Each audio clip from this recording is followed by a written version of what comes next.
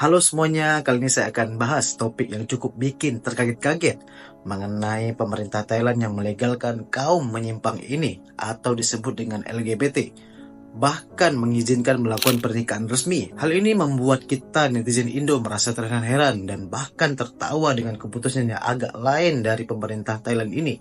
Negara ini memang memberikan panggung bagi kaum LGBT ini. Terlihat banyaknya merebak di kota-kota besar seperti Bangkok, Pattaya, dan Phuket. Jika kalian belum pernah mengunjungi Thailand dan berencana hiburan ke sana, kalian bisa temukan di 3 kota besar tersebut. Ya, seperti di klub-klub malam, pertunjukan, bahkan di pesta Megicho yang diadakan di setiap hari Minggu di kota Bangkok. Namun, kota Phuket yang merupakan destinasi yang paling banyak dihiasi kaum LGBT ini. Lantas, mengapa negara yang punya 18 jenis kelamin ini membenarkan dan melegalkan hal ini?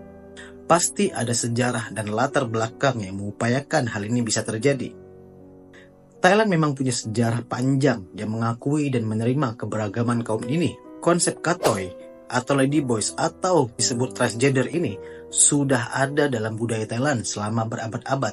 Katoi bukan hanya dikenal sebagai kelompok minoritas gender, tetapi juga sering kali diterima dalam kehidupan sosial, budaya, bahkan hiburan.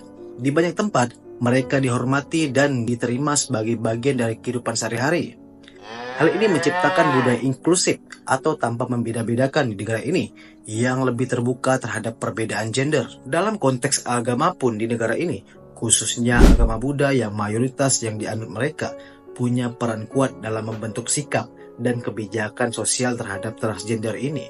Namun, agama Buddha tidak secara eksplisit mengatur masalah identitas gender atau orientasi seksual, yang membuat pendekatan negara ini lebih terbuka dan toleran dibandingkan negara-negara yang lebih konservatif atau terbuka dalam aspek ini. Dalam ajaran agamanya di negara ini menganggap kehidupan tidak kekal dan identitas gender juga bisa dianggap sebagai bagian dari perjalanan spiritual seseorang. Walaupun agama Buddha tidak secara eksplisit membahas masalah transgender, ajaran ini cenderung lebih mengutamakan penerimaan terhadap keberagaman dan menghindari penghakiman, memberikan ruang bagi orang-orang transgender yang diterima tanpa diskriminasi yang keras. Lalu dalam konteks medis, Thailand juga sudah lama jadi tujuan medis dunia. Jika ada yang ingin mengubah bentuk kelaminnya, rumah sakit dan klinik di Thailand dikenal punya standar medis yang tinggi dengan biaya yang lebih terjangkau dibanding dengan negara lain. Inilah yang memperkuat citra negara Thailand ini sebagai negara yang menerima dan menghormati keberagaman transgender, lalu mendorong masyarakatnya untuk mendukung dan menormalisasikan kaum ini di dunia medis. Merebaknya industri pariwisata di Thailand juga punya peran penting dalam mempopulerkan fenomena transgender ini. Keberadaan katoi di sektor hiburan dan pariwisata menjadikan mereka lebih dikenal dan lebih diterima di kalangan wisatawan. Para wisatawan ini menganggap hal yang lumrah, bukan bertentangan, yang pada gilirannya mendorong pandangan yang lebih terbuka terhadap kaum ini. Beberapa dekade banyak aktivitas yang bermunculan untuk memperjuangkan hak-hak transgender ini.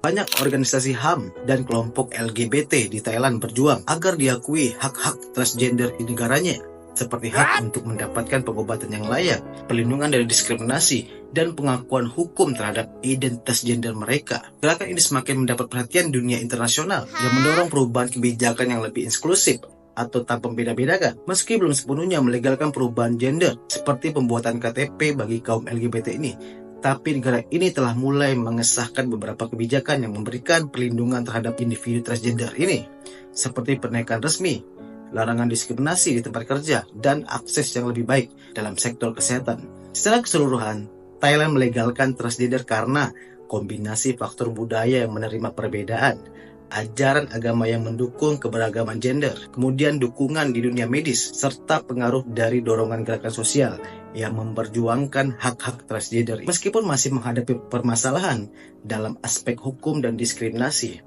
Oke? Hanya itu opini singkat saya. Jika kalian suka konten ini, yuk disupport terus agar bisa memberikan konten-konten positif yang lainnya. Oke, sampai jumpa. Semoga kita bertemu kembali di konten-konten selanjutnya.